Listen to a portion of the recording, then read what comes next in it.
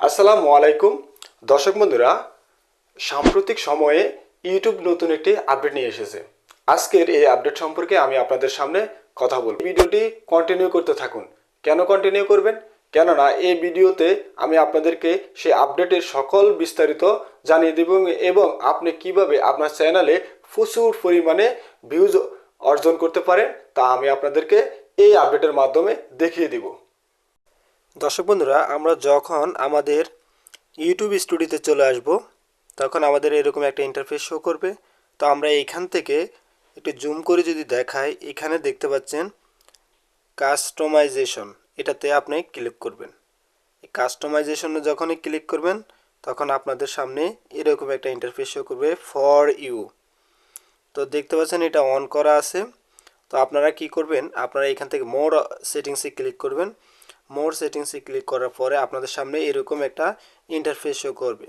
তো আপনাদের এইখানে মূলত বিষয়, আপনাদের অবশ্যই এই বিষয়টা বুঝে নিতে হবে যে কোন সেটিংসটা করলে আপনার প্রচুর পরিমাণে ভিউজ আসবে আপনার প্রতিটা ভিডিওতে। তো আমি এখানে আপনাদের দেখতে পাচ্ছেন আমার এখানে কন্টেন্ট টাইপে দেওয়া আছে যে ভিডিও, শর্টস, লাইভ স্ট্রিমস, এই যে এইখানে এই তিনোটাই অন করা আছে। দেন এইখানে দেখতে পাচ্ছেন রিসেন্সি, অল কন্টেন্ট রিকমেন্ডেড, আর এখানে লেখা আছে রিসেন্ট কন্টেন্ট অনলি।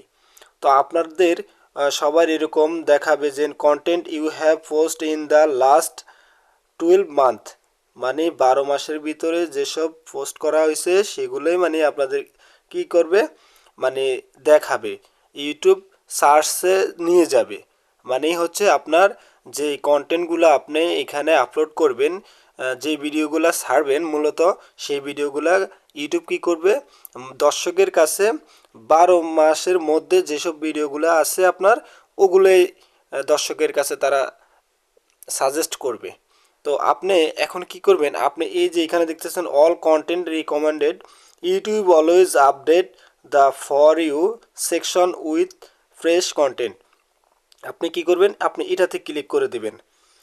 এটাতে ক্লিক করে দেবেন। দেন এইখানে আপনি দেখতে পাচ্ছেন যে এটাতে যখনই আমরা ক্লিক করব, যদি আমরা এইখানের তিনটার অপশন যদি আমরা এখানে যে কোনো একটি অফ করে দেই তাহলে অবশ্যই আপনাদের বুঝে নিতে হবে যে আমাদের ওই কন্টেন্টগুলা মানুষের কাছে মানে দর্শকের কাছে যাবে না। মূলত আমি যদি এইখানে ভিডিও এইভাবে অফ করে দেই তাহলে আমার ভিডিও মানুষের কাছে যাবে না। দেন আমি যদি এখান থেকে আবার শর্টস অপশন অফ করে দেই তাহলে দেখা গেছে যে শর্টস ভিডিওগুলো রয়েছে ওগুলা মানুষের কাছে যাবে না।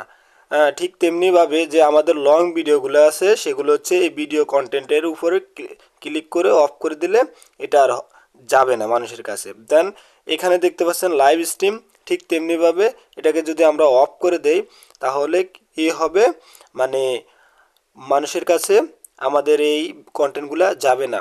তো আমরা যদি চাচ্ছি যে আমাদের ভিডিও, শর্টস এবং লাইভ স্ট্রিম সকল কিছুই যাতে মানুষের কাছে পৌঁছায়, যাতে আমাদের অনেক প্রচুর পরিমাণে ভিউজ আসে আমাদের প্রতিটা ভিডিওতে, সেজন্য আমাদের কি করতে হবে, আমাদের অবশ্যই এটা তিনোটাকে অন করে দিতে হবে।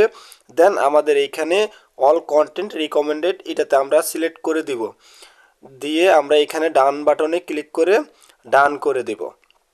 তো এইটাই হচ্ছে ইউটিউবের মূল ক্যাটাগরি।